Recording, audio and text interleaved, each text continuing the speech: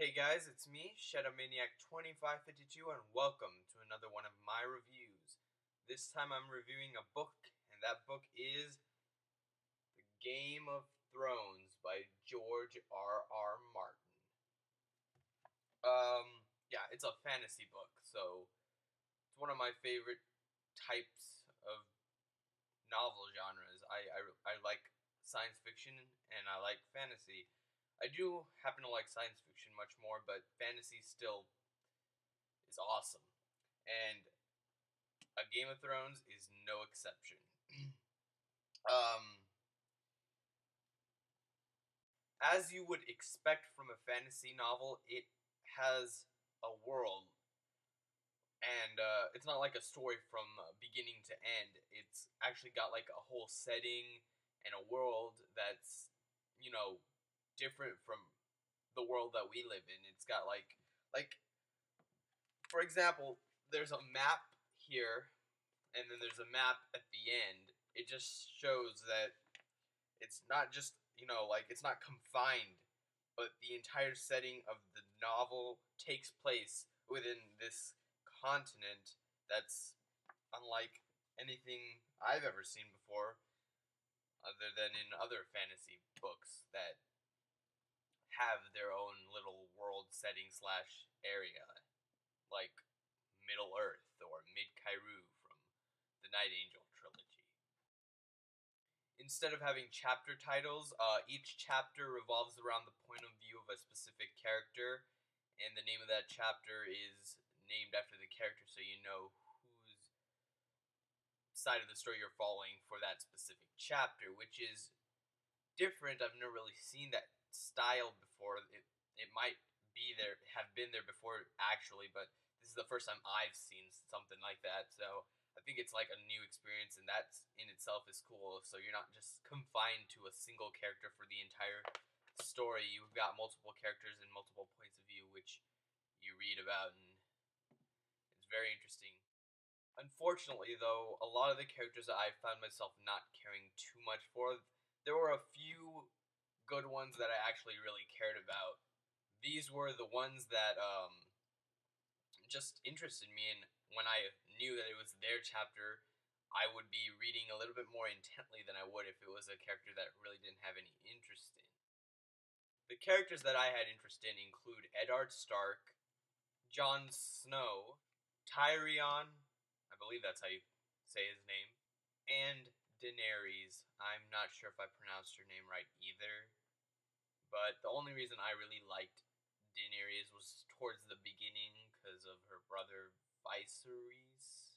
Man, I butcher a lot of these names in the book because, frankly, I just don't know how to pronounce them, and no one tells me how to really pronounce them. And I haven't seen the show that's out. I believe it's still going on. I don't watch the Game of Thrones series, the shows. The storyline for this novel is fantastic. There's a lot going on, and it's actually very confusing when I first read it, and I read through it, and I kind of understood a lot of it, but at the same time, there's a lot of stuff that I didn't understand because there's like so much going on at the same time that it just it felt really overwhelming to me at times. As before in other books, I really don't want to ruin the story for anyone who hasn't read the book yet, so I don't really want to go into it too much. But it is overwhelming sometimes. At least for me, it was overwhelming. So you might find that it's overwhelming because there's a lot of things happening, as I've just said, and it gets pretty confusing. But if you read it, not slowly, but if you read it and you pay attention, you should be fine. I had to read this book twice to do this review.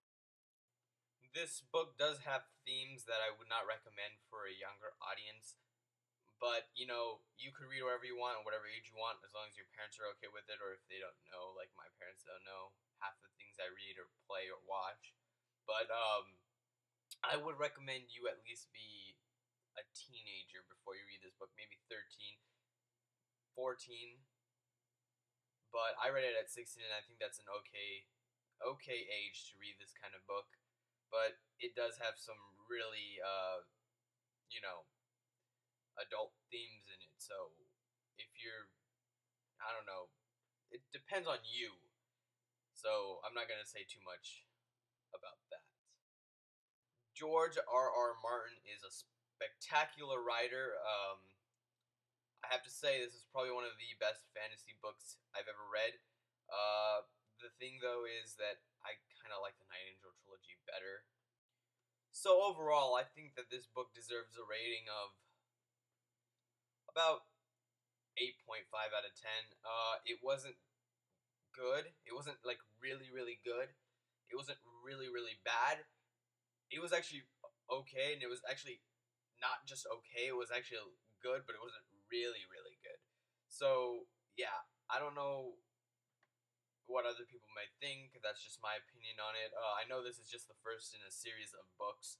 I might review those other books if given the chance to read them, but I don't know. I can't say for certain. But this was my review for George R. R. Martin's A Game of Thrones. Sorry, I was distracted there. And yeah, I do give it an 8.5 out of 10.